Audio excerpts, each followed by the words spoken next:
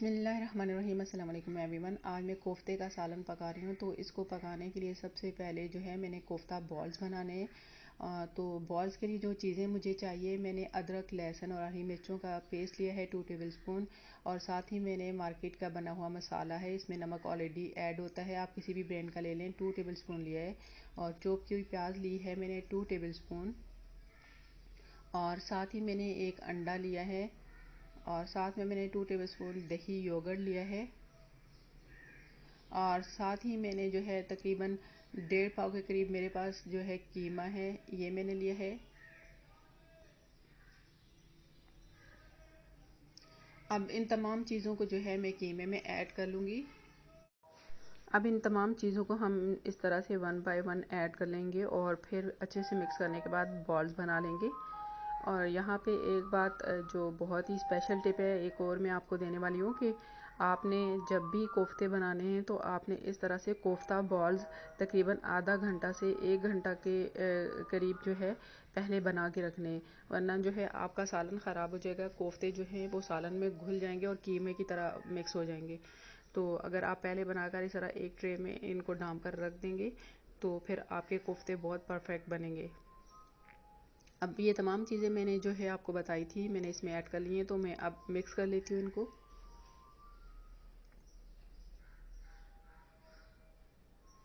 اس طرح اچھے سے مکس کرنے کے بعد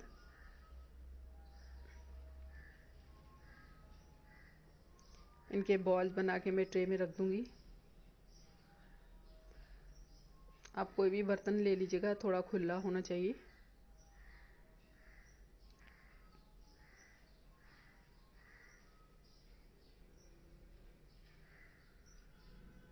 یہ دیکھیے، آپ نے اس طرح سے کوفتہ بالز بنانے ہیں۔ آپ چاہیں تو کوفتوں کا سائز اپنی مرضی سے رکھ سکتے ہیں، چھوٹا یا بڑا، میں جو ہے نارمل سائز رکھوں گی۔ یہ دیکھیے، یہ کوفتہ بال ریڈی ہو چکا ہے، تو اس طرح سے میں تمام بنا لوں گی۔ ایک اور آپ کو بنا کے دکھاتی ہوں۔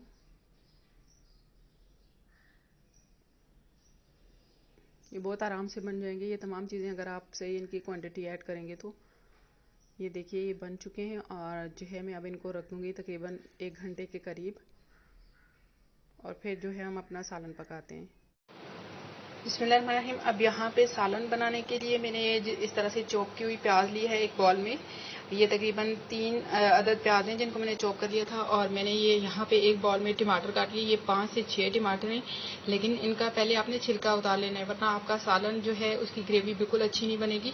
ساتھ میں نے یہاں پہ یہ دیکھیے، میں نے جتنا کوفتہ مسالہ جو ہے کوفتوں میں ڈالا تھا اس سے جو ہے 1 ٹیبل سپون زیادہ میں نے ایڈ کیا۔ آپ چاہے تو باقی ریڈ چلی وغیرہ ڈرائی اسپائسز میں کچھ بھی چاہیں تو آپ اپنی طرف سے بھی ایڈ کر سکتے ہیں۔ اور ساتھ میں نے یہاں پہ یہ دیکھیے ادرک، لہسن اور ہری مرچوں کا پیسٹ لیا، یہ تقریباً 2 ٹیبل سپون ہے، اور آئل لوں گی، کوکنگ آئل، یہ پکانے کے لیے، تو بس ہمیں یہ چیز چاہیے۔ تو چلیے اسٹارٹ کرتے ہیں۔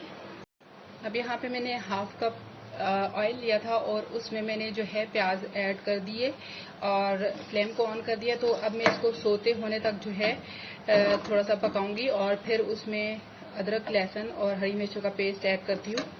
تو سوتے ہو جائے تو میں آپ کو دکھاتی ہوں۔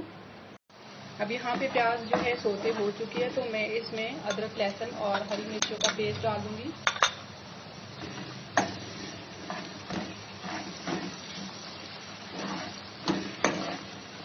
اور اب میں اس کو جو ہے اتنی دیر تک پکاؤں گی کہ یہ براؤن ہو جائے، اور پھر اس میں ٹماٹر اور ساتھ میں جو ہے ڈرائی اسپائسز ایڈ کرتی ہوں۔ پیاز جو ہے یہ تل چکی ہے، اور میں اس میں جو ہے ہمیں یہی براؤن کلر چاہیے تھا۔ اب میں جو ہے اس میں اسپائس ایڈ کروں گی، اور ساتھ ہی جو ہے میں اس میں ٹماٹر بھی ایڈ کر دوں گی۔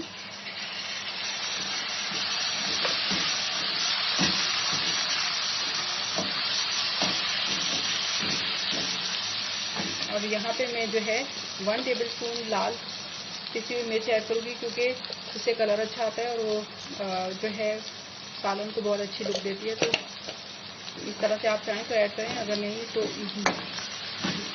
زیادہ نہیں کھاتے تو پھر آپ جو ہے اس کو مت ایڈ کیجیے گا۔ यहाँ मैंने ٹماٹر میں تھوڑا سا پانی ایڈ کر دیا ہے تاکہ یہ اچھے سے گل جائیں. اگر یہ گلیں گے نہیں تو ان کی گریوی اچھی نہیں بنے گی، اور کوفتوں میں جو ہے سب سے اچھی گریوی لگتی ہے. تو اگر آپ نے جو ہے ان کو گلنے سے پہلے ہی اس میں پانی ایڈ کر دیا تو یہ اس طرح سے نظر آئیں گے، اور یہ سالن دیکھنے میں بھی اچھا نہیں لگے گا اور کھانے میں بھی مزے کا نہیں لگے گا. تو یہ پراپرلی ہمیں اس کو پکا لیں اور پھر اس میں پانی ایڈ کریں گے. اب یہاں پہ دیکھیے ہمارے ٹماٹر گل چکے ہیں، تو میں اب جو ہے اس میں پانی ایڈ کر لیتی ہوں. اس کو فل بھر دوں گی اور بوائل آنے تک ویٹ کروں گی. اب یہاں پہ جو ہے میں اس میں پانی بھر کے اور جو ہے کور کر کے رکھ دوں گی. اب یہاں پہ پانی بوائل ہو چکا ہے تو میں اس میں ایک ایک کر کے کوفتے ایڈ کر رہی ہوں. آپ نے سارے کوفتے ایک ساتھ نہیں ایڈ کرنے، اسی طرح ایک ایک کر کے ایڈ کرنے ورنہ خراب ہو جائے گا سالن. اور دھیان رہے کہ جب کبھی بھی کوفتے بنائیں تو آپ نے ایک بڑا پین لینا ہے تاکہ تڑکے میں میکسیمم اس پہ پانی ایڈ کر سکیں. اور کیونکہ یہ 4 گھنٹے لیتے ہیں پکنے میں، اور ان 4 گھنٹوں میں آپ نے ایک بار بھی اس میں چمچ نہیں چلانی اور جو ہے اس کو پکنے کے لیے رکھ دینا ہے. یہاں پہ دیکھیں 4 گھنٹے ہو چکے ہیں. مجھے جو ہے اتنی گریوی چاہیے تھی، اس سے زیادہ میں اس کو ڈرائی نہیں کروں گی کیونکہ ہم تندور کی روٹی کے ساتھ سرو کرنے والے ہیں. تو یہاں پہ دھنیا پودینہ میں نے ایڈ کر لیا ہے اور ہری مرچیں تو میں نکال کے دکھاتی ہوں. یہ دیکھیے ایک پلیٹ میں نکال لیا ہے، اور آپ جو ہے اس کو دہی کے ساتھ، سیلیڈ کے ساتھ اور تندور کی روٹی کے ساتھ سرو کر کے انجوائے کیجیے.